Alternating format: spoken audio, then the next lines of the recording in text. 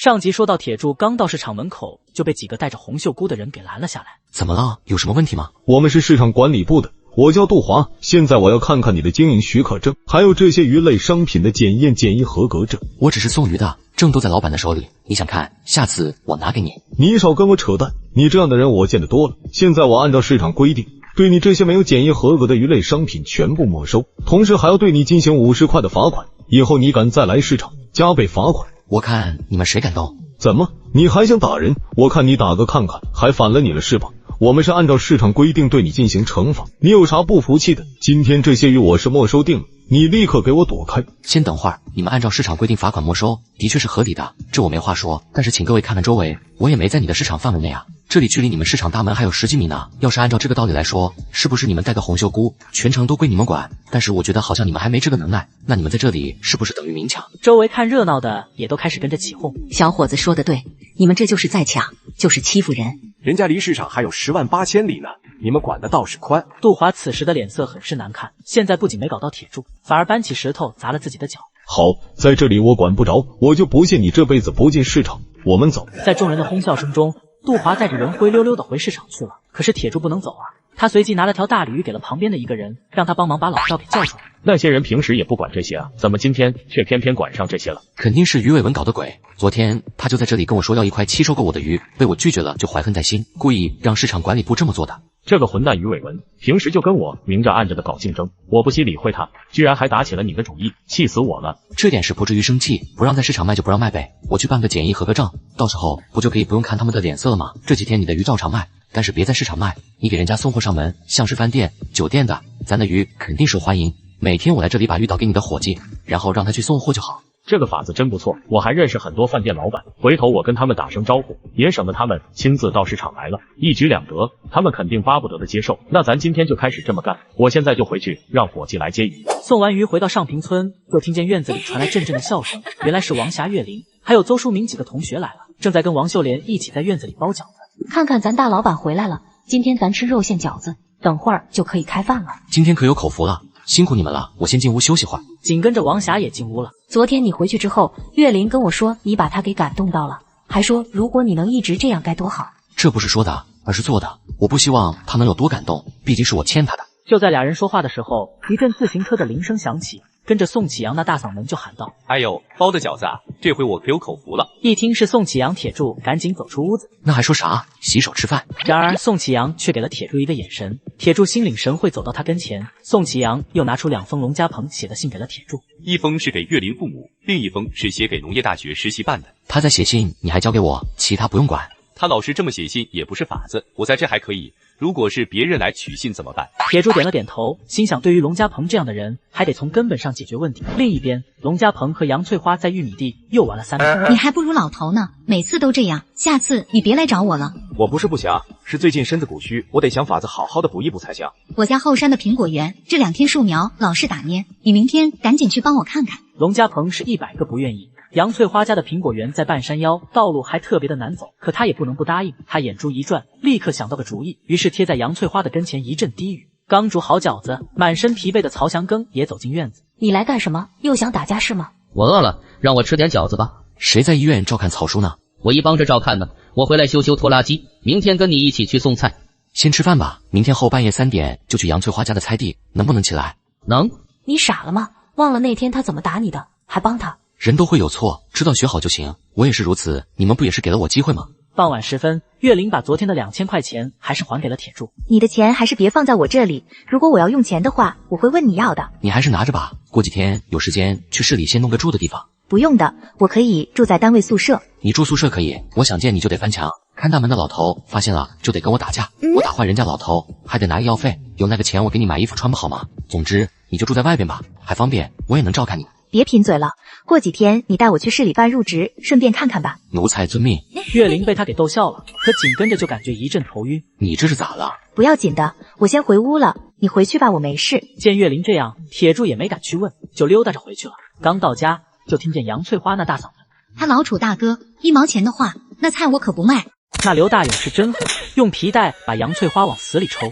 3天不打你特么就上房揭瓦，今天我就打死你个臭娘们！街上吉铁柱刚到家，就听见杨翠花那大嗓门：他老楚大哥1毛钱的话，那菜我可不卖。铁柱糟蹋人家岳林，我们可都是给保密呢。这话要是传出去，那可丢死咱上平村人的脸了。说到底，你们老楚家也是欠着大伙的人情呢。这样吧，别人家你们还1毛钱1斤收，我家的菜你们就给我3毛吧，我保证不跟别人说。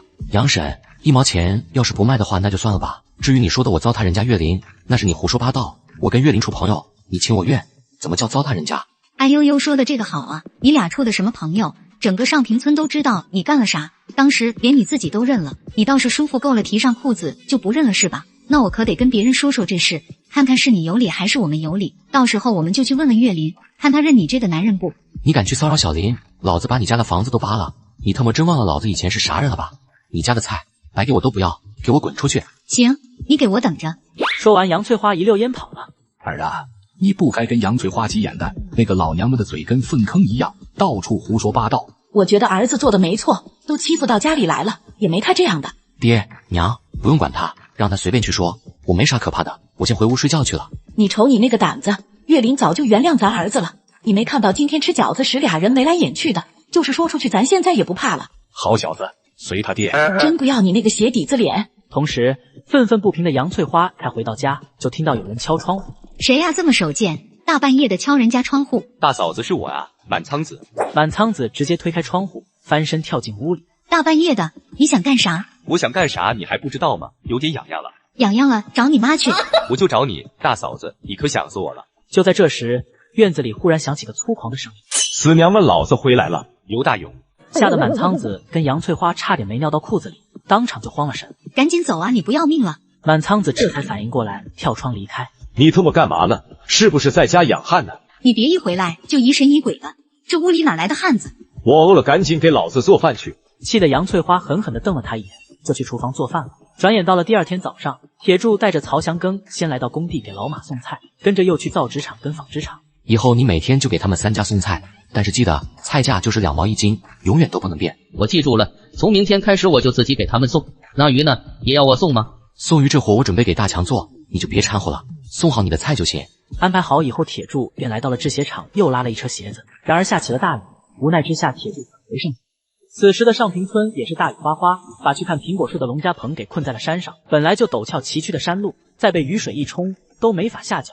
龙家鹏脚底一滑，直接滚入到山沟里。铁柱刚回到上平村天就晴了，现在再返回去太晚了。于是铁柱决定今天休息，隔天再去卖。进屋就听母亲王秀莲说是刘大勇在打杨翠花，连他爹都跑去看热闹了。铁柱可没这个心情，把鞋子用扇布盖好，就去王霞家看岳林。经过刘大勇家大门口时，铁柱还是进去了。那刘大勇是真狠，用皮带把杨翠花往死里抽。3天不打你他妈就上房揭瓦，今天我就打死你个臭娘们！刘大勇，你咋能这么打你媳妇？你还是个人吗？下大雨老子睡觉，他就叫我去苹果园干活，咋的？把我支开，他好在家养汉子是吧？你个大老爷们不干活想干啥？大雨天的，要是把果树给冲了，那不白种吗？你还不赶紧去看看？楚喜先也明白刘大勇心里憋屈，这是给刘大勇的台阶下。刘大勇恶狠狠地瞪了杨翠花一眼，就奔后山去了。随后铁柱来到了王霞家，俩人正在院子里有说有笑的。小林，你这2天老是头晕，趁你现在还没上班，明天我带你去市里好好做个检查吧。